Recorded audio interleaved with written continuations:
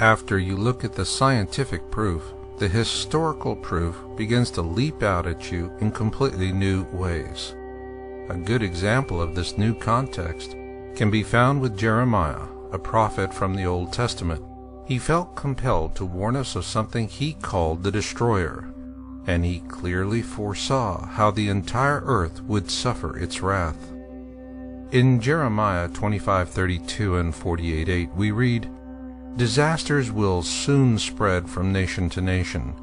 They will come like a powerful storm to all the faraway places on earth." Here Jeremiah clearly warns us that this future cataclysm will beset us on a global scale.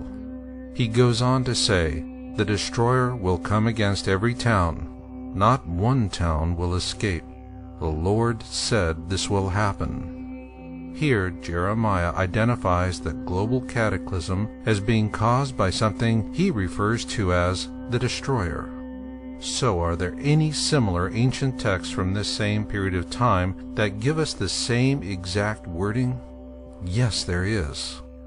For this we go back to the Exodus, which was as much a blessing for the Hebrews as it was a terrible curse for the Egyptians. In the aftermath of Exodus, the Egyptians had lost their faith.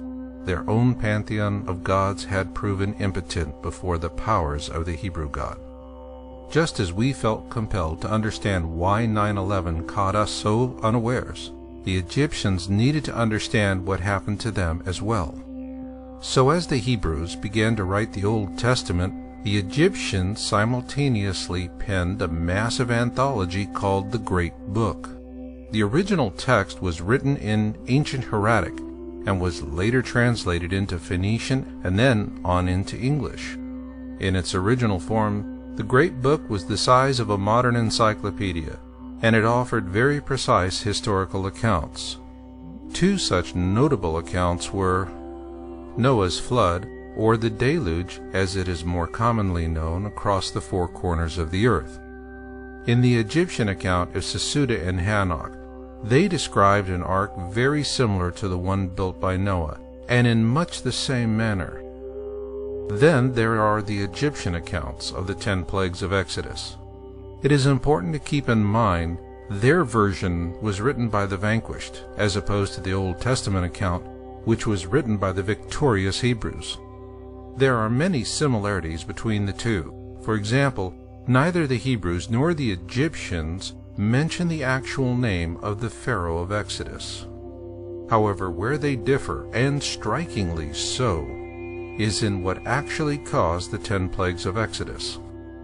According to the ancient Egyptians, what caused the 10 plagues of Exodus was a massive object.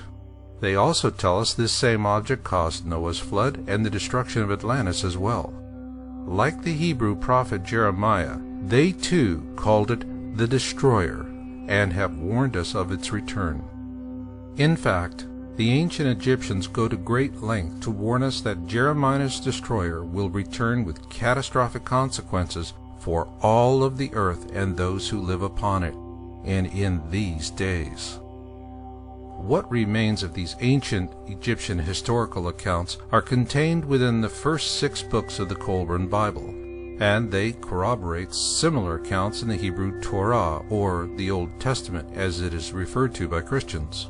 Scientifically accurate, these ancient Egyptian accounts read as easily as man-on-the-street TV interviews. This is why noted Planet X historian Greg Jenner says that the Qumran Bible is the Rosetta Stone of Planet X. This is because the Egyptian accounts are so prescient they unlock many Planet X secrets buried within the Holy Bible and numerous other ancient texts and folklore. Many of the harbinger signs of the destroyer's return mentioned within the Qumran Bible have already come to pass, and it is warning us that what will come will be Jeremiah's destroyer. The Qumran Bible gives us many examples of what this is going to be like, and most notable comes from the Book of Manuscripts. When blood drops upon the earth, the destroyer will appear, and mountains will open up and belch forth fire and ashes. Trees will be destroyed, and all living things engulfed. Waters will be swallowed up by the land, and seas will boil. Assuming our governments know all this, what are they doing about it? And of course, we want to know what's going to happen to us.